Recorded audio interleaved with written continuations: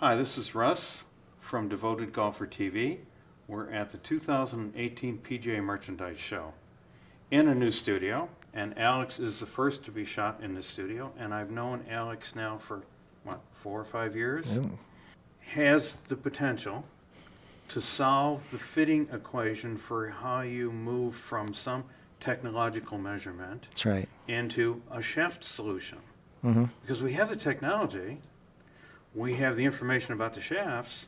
What we don't have is the connection between the golf swing and the proper fit for the shafts. That's right. So right now, we do it kind of heuristically, right? It's a real tough problem to solve, right? Yeah. There's a lot going on, variations in the golfer swing, variations in the shaft, different specifications, variations in the head types. Mm-hmm. And so when you have to put all those together, it's daunting, right? And that's why I personally have a lot of respect for our fitters and fitters around the country that work with players and are able to get them a better product better than when they came in, right? Mm-hmm. And that's the end goal, and it's worked. And our goal is really to kind of enhance that, Mm-hmm. to disrupt it somewhat in some ways, but also to enhance it and improve upon it, right? We see ourselves as a fitting company. We obviously want to make sure we have the right products for all variety of swings. And so to solve this type of problem has been kind of like the holy grail, right? Yeah, and you've been working on this for a long time. I mean, Fuji has always been a leader in technology Yeah. in the shaft business. 45 years, Yeah. right? Started in Japan. Yeah. And And I can remember, what year was it that you brought the Enzo studio here to the PGA we show? probably brought that like 4 or 5 years ago, around 2011. Probably we demoed Right. that. Yeah. And you set the whole thing up in here. We set the whole thing up in our meeting room. It was really exciting. We had tour players come in, a lot of excited people looking to see what we were doing because it was so unique, right? Sure. And that at that time, to explain that to your audience, is Enzo is a motion capture system Mm-hmm. that we use to measure club performance.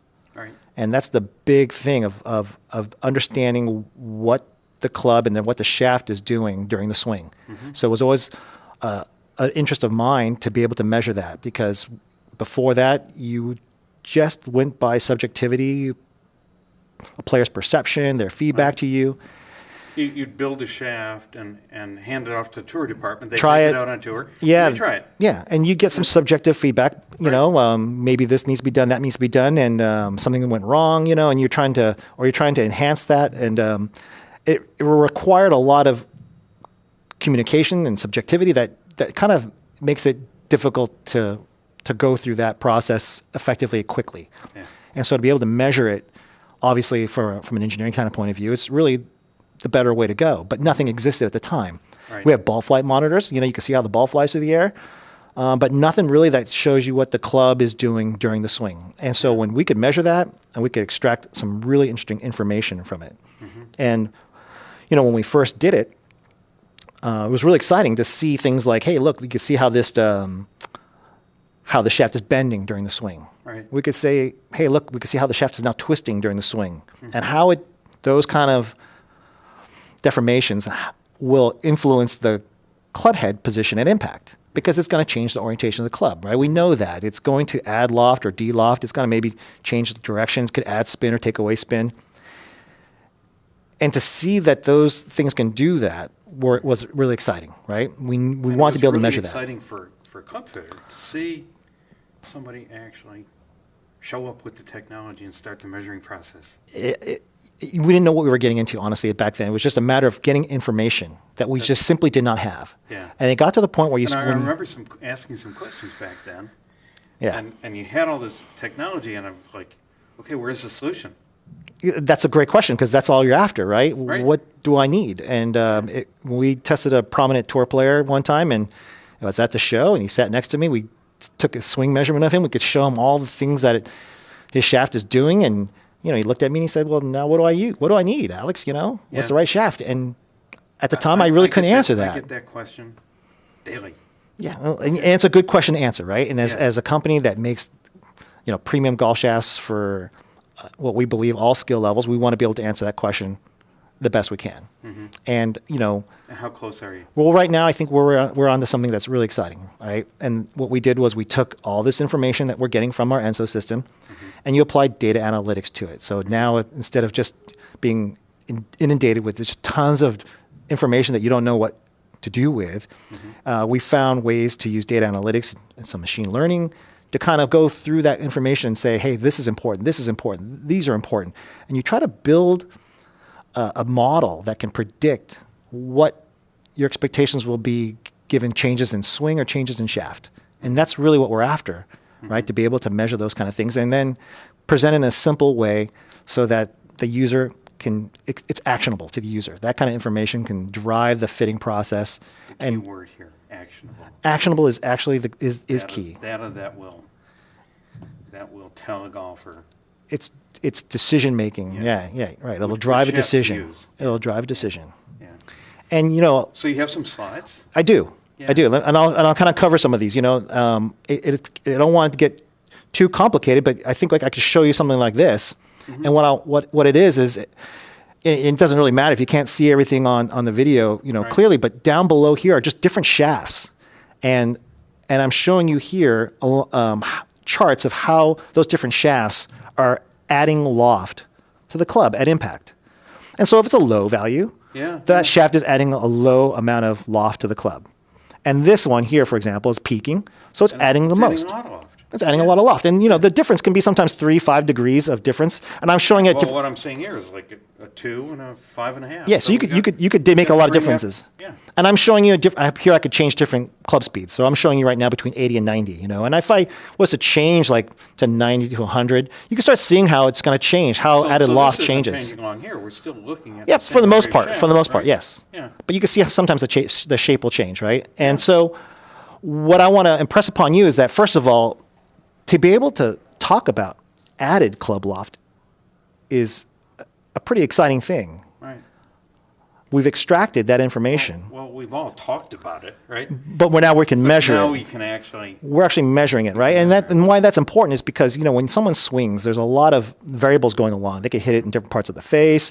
They could angle the handle a little bit more, and then if you just looked at ball flight, a lot of information gets muddled in there. Right. And you can't segregate what the club itself was doing. Right. So what we're able to do with ENSO is really segment all that out, separate it, see just what the shaft is doing, irrelevant of the handle lean, Right. irrelevant of impact location, and then make a simple case that says, if the shaft adds loft, it's like saying go from a 9.5 to a 10.5. You're adding loft. I asked some club makers earlier this year how they would deal with somebody like me that has trained myself to change my shaft lean on my iron through impact.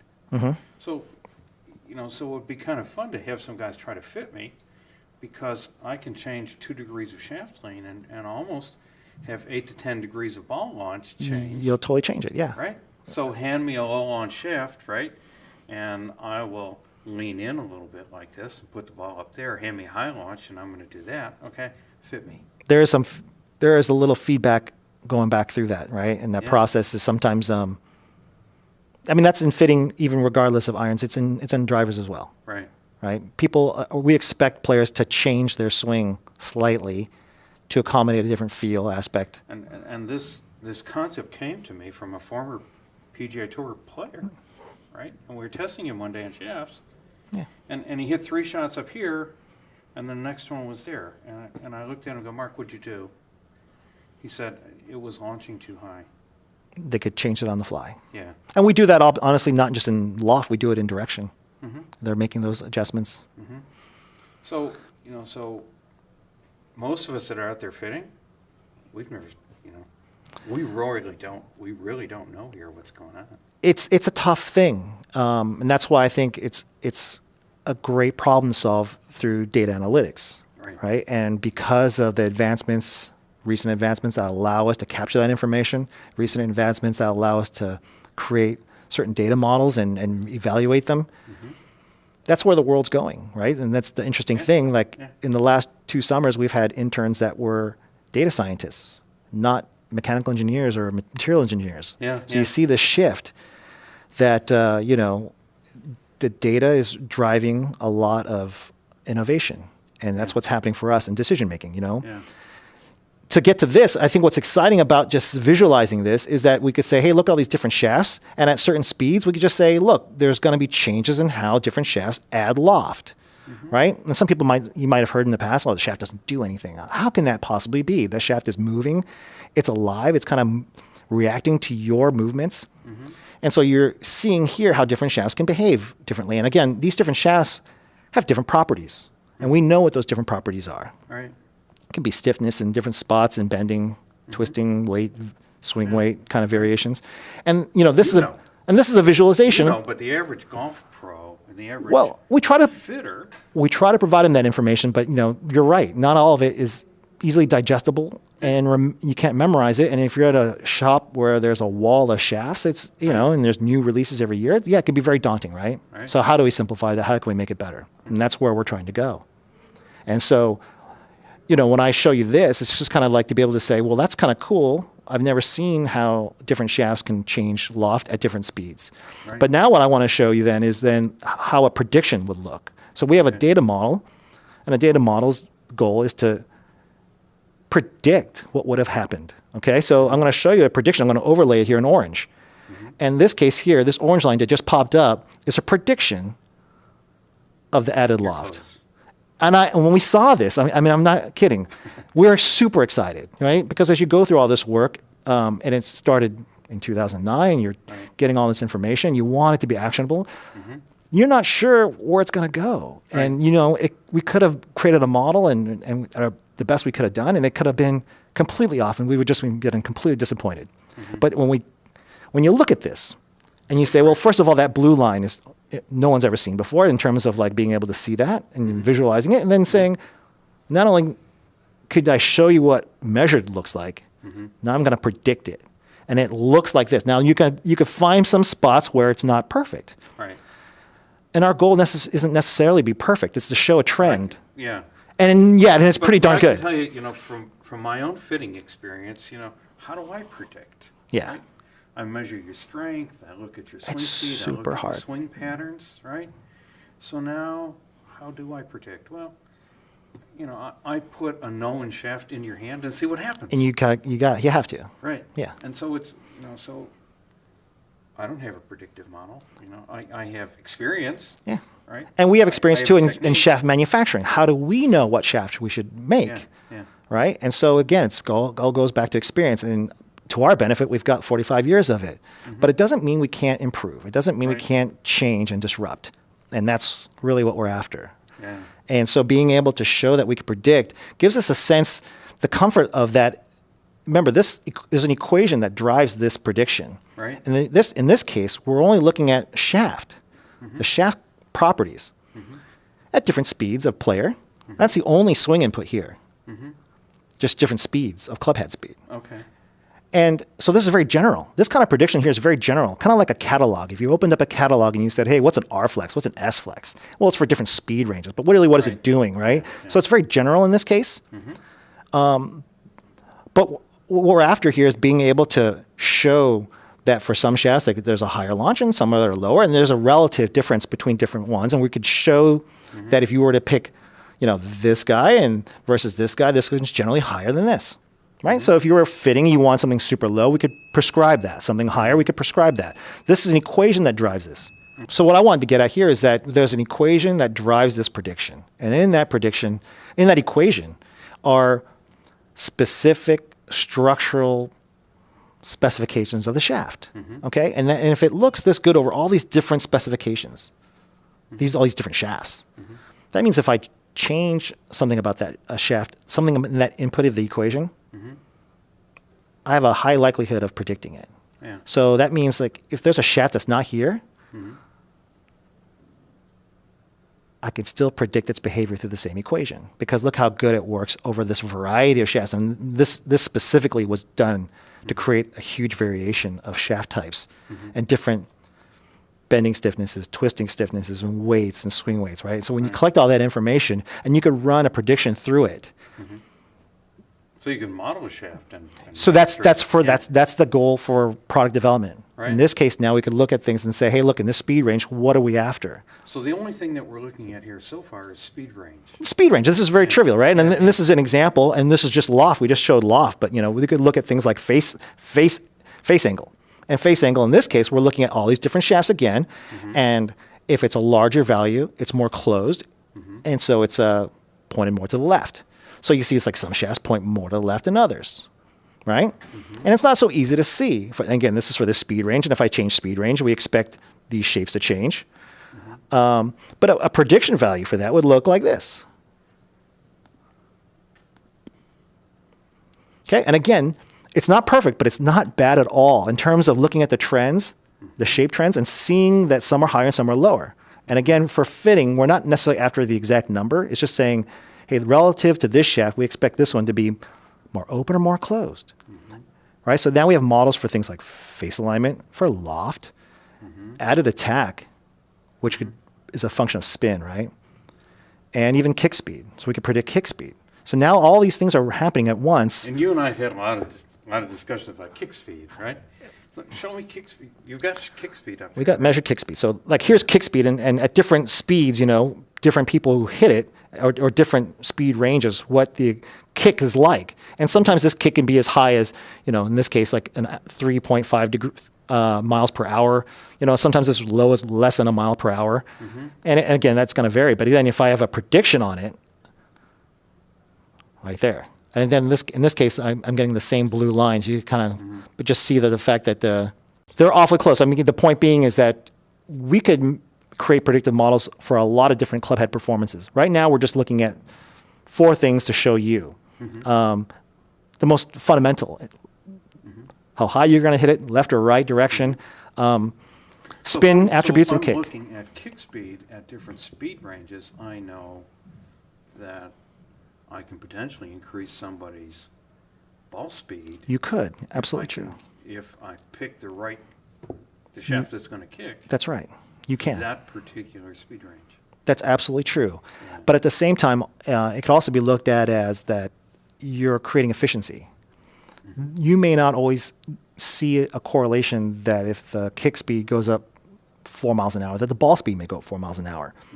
It's just my intuition that golfers are really comfortable with a certain club head speed, and they'll put on the brakes a little bit if the club head's going faster than what they're used to.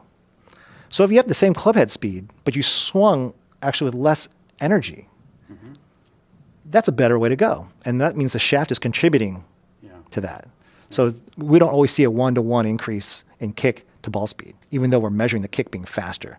We just think that the golfers must be slowing it down because he's comfortable with a certain club head speed. And he has that ability, that person has that ability to just make those minor changes.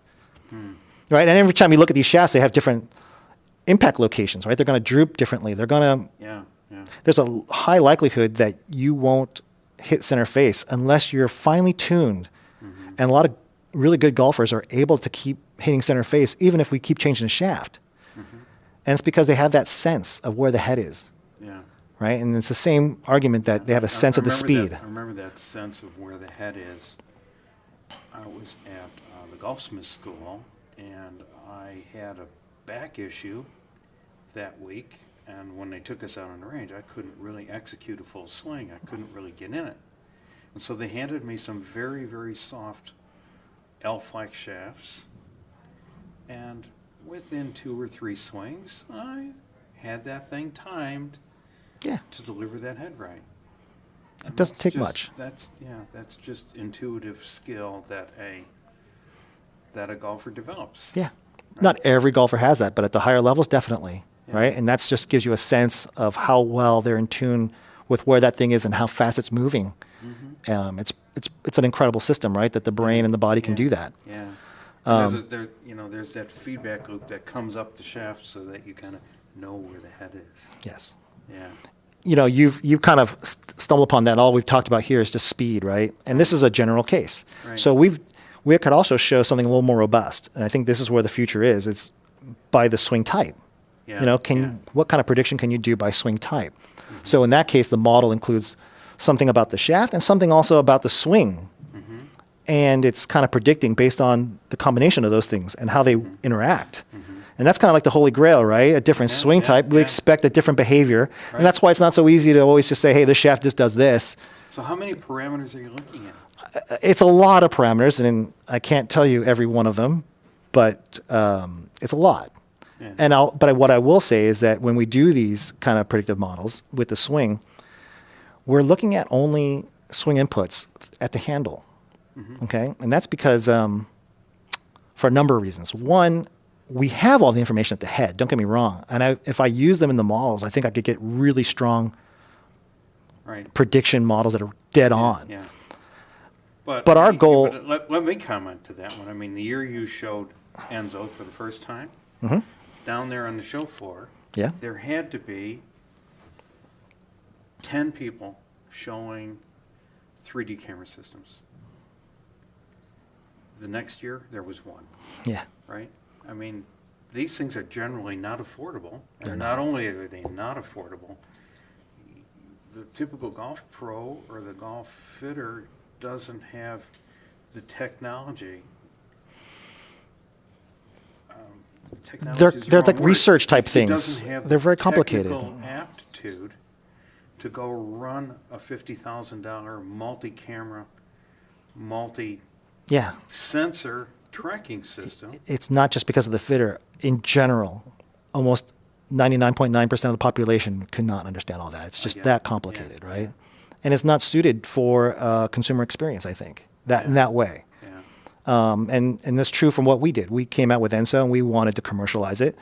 And the hardware alone was $250,000 for what we were doing. And, Right. it's It doesn't you're happen. trying to figure out an ROI when you sell it for below cost and try to, it was prohibitive, right? Right. So we wanted to come out with a lower end system Yeah. with cameras that were slower but we just found that they weren't that accurate and it wasn't able to do what we wanted to do.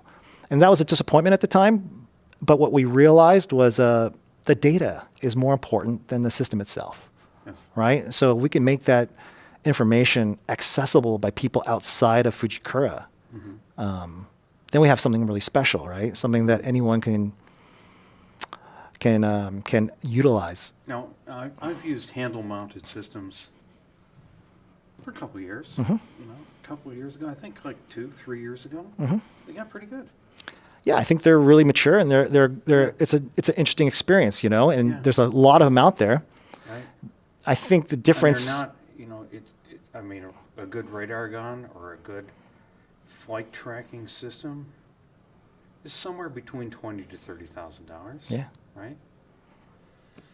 These little handle-mounted gizmos are, what, $150? I mean, you can send a student home with it. You could, yeah. Right.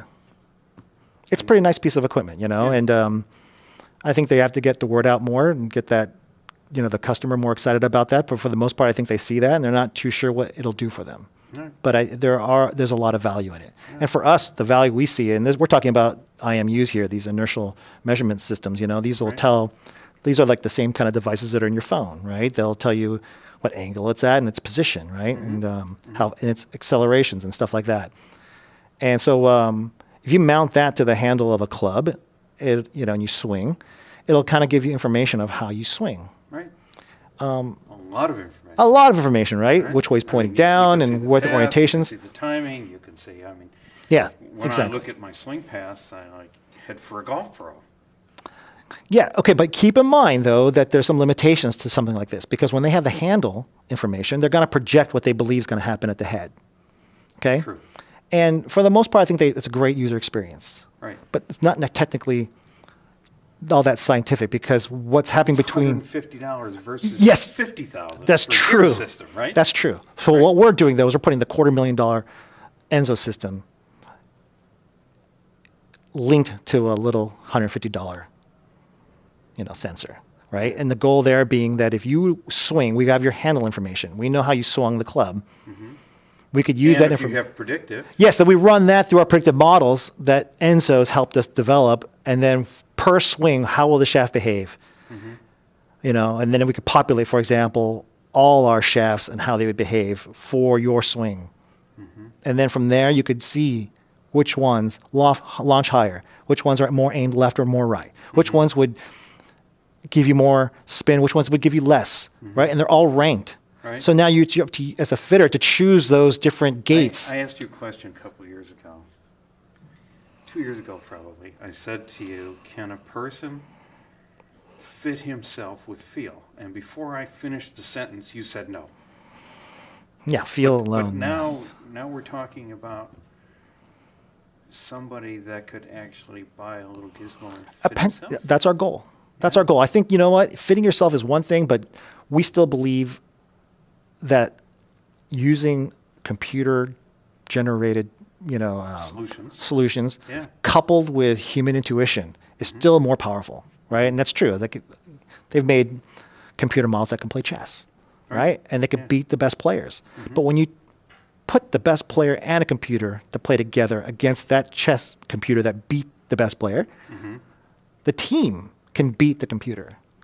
So I truly believe that it's still a symbiotic thing where the human element of intuition and the science rigor of a model can work together, right? So I still think on a fitting space, we're here to help the fitters Right. and make it more of an efficient fit and more optimized. Right. And at the same time, also helps optimize our structures because we can make better products knowing how everything behaves and all the levers we can pull Yeah. to change different performance parameters. Right. So It's- the it's- real problem, of course, with saying you could self-fit is that you don't have the wall of shafts. Well, I mean, Netflix can send you a bunch of CDs or DVDs. I think we could send shafts out if we really wanted to. But Yeah. self-fitting, it's more complicated in that sometimes the best fit in terms of performance isn't the best in terms of feel for you. So That was why you said no 2 years Yeah. ago. Yeah. there's never the case. There's sometimes the case where they'll coincide that the best performance will be something you love the feel of, but there's often times where if you're used to a certain type of structure, you play with it all your life, and then I tell you that this one will do better, but it feels differently. You'll see the numbers, you may love them, but you won't be comfortable with it until you've had more time with it, right? And more exposure to something that over time can build some confidence in. Because what happens is when you're on the driving range is one thing, and then when you're out on the course and you really need to hit the shot you want to hit, you might revert to certain muscle memory patterns, and that's where things could get kind of messy Right. if you're not playing with something you're familiar with. So, with that said, let me zip out of this. So with that said, we've been talking about how we've looked at general, predictions based on just swing speed, but really where it's at is being able to say for a certain swing what's going to happen, and I'm going to show you that here. Now, these little handle sensors, they give rate of rotation, right? That might be something we could use. Yeah, they do. They give you angular accelerations, linear accelerations. You're going to get, tempo and time, things like that, and those are important. And where they are in the swing, Right. are important, right? So, Yeah. because that's how you differentiate different swing types, and that's the key, right? To be able to put swings in different buckets, Right. and let the computer know what is a different type of swing and how to associate that with different shafts and different parameters it's seeing, and so it could make the right prediction. And it's complicated. Okay, so what did you just bring up here? Okay, what I brought up here is, again, this is measured loft. Okay, again, measured loft, and this is per player now. Okay, it's a certain player, and I'm selecting him here, and he's swung at different speeds. So maybe I could just choose, for his speeds at 100 to 110 here, and this is what There's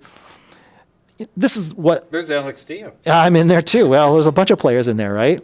All data is good, even if it's mine, believe it or not. And so you're looking at here for this swing, for this person, right, at this speed range, what his measured added cloth was for all these different types of shafts down below. And I'm going to show you. Here's some exciting stuff. Yeah, I'm going to show you a prediction here, right? This is a prediction. And again, the trend is what I'm after. And we're pretty much nailing these trends for this golfer. Now I'm going to change the golfer here, maybe to somebody else who has a different swing type. And you can see that, everything looks pretty different. And then you look at this orange prediction on top of that, and I could turn them off and on so you could kind of get a sense here of the differences. Here's the measured, and there's a prediction, right? We're pretty much nailing it. So we're excited about this. Again, what this means is like change the swing type,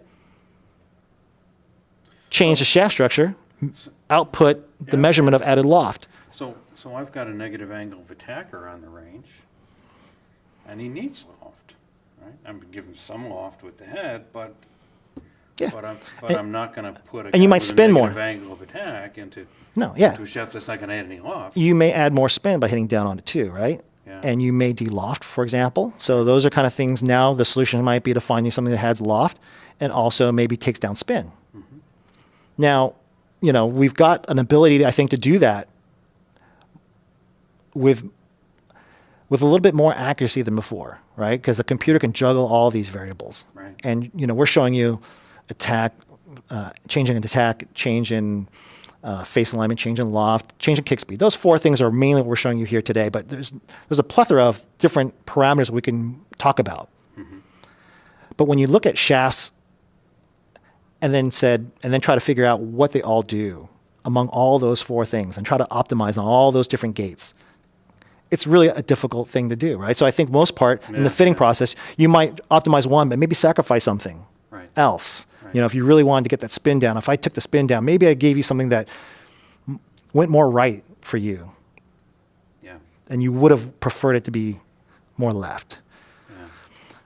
We have the ability to now look at all our shafts Mm-hmm. and see how they behave for your swing. Mm-hmm. And then we could make recommendations by filtering and going through each one at a time, Mm-hmm. right? So if I said, you're looking for increased attack to take spin down, added attack, let's call it added attack because we are measuring how much the shaft is adding attack through kick. Mm-hmm. The higher the added attack, the lower the spin through that spin loft type of equation. Right. And we could look at these added attacks and then say, hey, look, this one's going to add more spin. This one's going to take away spin. So let's take away the ones that just add more spin. We're trying to reduce spin here. Right. And once that's gone, now we're looking at all the other shafts that might aim more left and more right. Yeah. So we're dropping a filter. we're filtering it. Now you want to Yeah, go more yeah. left. So let's take all the ones that go more right. Right. Now let's look at the ones that kick faster. Let's take a look at the ones that aim higher or lower, right? And we're guiding that decision making in fitting Yeah. through analytics. And that's kind of the exciting thing. You want to see that? Yeah. So in this case, positive again is more closed. Okay. So Okay. this is more open, this is more closed, and on these variety of shafts, that's what we're seeing for this player, right? And this is our prediction. Orange is the prediction. And again, that trend is following really well.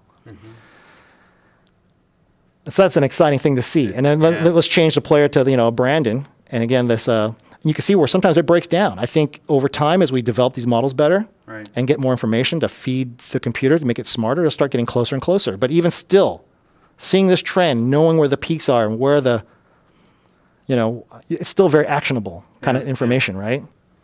One cool So you're thing. close. How close? When are we going to see it? We're so close. I think there's just a few more refinements. We're really working with some sensor companies, and we're trying to integrate the sensor measurements to what we're doing here. And I think we kind of touched upon that. We're talking about, in our models, we've only included handle information, right? Knowing that these sensors are going to measure what the handle's doing, and then we want to take that and predict what's happening down below in the head. You know what I like about handle measurement? It is the least intrusive Yeah. technology, other than radar or video or something like that. It's the least intrusive technology, because even some of these systems where they're putting markers on the cup, those markers add weight. Well, the sensors, these things also add weight, but it's But it's up here, not down here. that's right. And this weight is much less intrusive on the swing. Yeah. Yes, it's weight. I'll tell you also, it's a lot easier to measure the handle because it's also going slower, Okay. Yeah. right? Yeah. When you have to measure the club head, the frame rates have to really skyrocket Well, because it's moving so you much. have other things going on when you start trying to measure the head as well, because now you're looking at the end result that you're trying to Yeah, achieve, yeah. as opposed to up here, you're looking at the forces that are applied. Yeah. Down there, you're not only looking at the forces that are applied, you're looking at what happened down the shaft, or what happened with the head, what happened with the head weight. Over here, it's purer, cleaner data. And I think that's what's been kind of fun for us is when we are reaching out to these sensor companies, I think they see the symbiotic relationship here. They're really good at measuring the handle, and we're really good at predicting now what's going to happen. Right? And Yeah. I think those two pieces together are a pretty powerful combination, right? So one cool thing I'll show you too, this is kind of a neat thing to test the model, right? I'm going to show you two shafts. I'm going to select out just two shafts here. One is our Pro 63 S-Flex, and one's a Pro 73 TSX. So the Pro 73 TSX is just a stiffer product, right? And for a guy like Brandon here, who I've selected, when he hits this, the Pro 73 TSX is a lot lower launching, okay? And then you look at our prediction model. It says, when we superimpose those, right? It says, look, I kind of see it too, kind of decreasing. Maybe that's not the, let me see if I got a better speed range that shows that kind of effect. Maybe like right here, okay? In this case, lower launching, right? And the prediction model's lower launching. And then if I show someone else who's hit the same shaft, let's find this gentleman right here. It's different, right? In this case, it increased. The stiffer shaft lofted more. It's not intuitive. It's the same two shafts, but our prediction model is also increasing. Yeah. So the same model is able to discern the different swings with the same shaft. They behave differently. And that's kind of a cool thing to see. Yeah. Right? It means our model's pretty smart. I had a very, very famous tour fair one day in a conversation, and he said, every time you think you know what you're doing, the next guy comes along, and he's opposite. You predicted it. It's been fun. It's a fun thing to do. It's really rewarding, and I hope we could make a big difference, Yeah. and help the fitters and help our products and keep doing what we do. So how many months am I going to have to wait? If you're talking about like a fitting solution, right, that we're talking about here, and I don't want to put a timeline on that because it's still complicated. We're still working with sensor companies. We're trying to make sure everything can sync in. We got to trust the results. Yeah. So that could take some time, but I think what I've shared with you, you could see that we've moved pretty far along. Yeah. We're pretty confident in what we're doing and that we're in the right direction.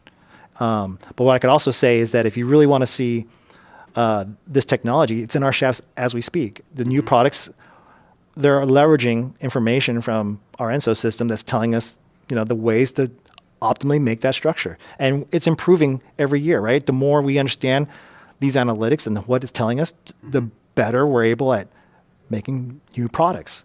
And so it's like the golden age, new materials with some analytics guiding us. It's really an amazing future, I think, for Fujikura. Well, Alex, hopefully next year when we do this interview, we're looking at. I hope so. We're looking at it. I hope so. Okay. Thank you. Thank you, Russ. Appreciate it.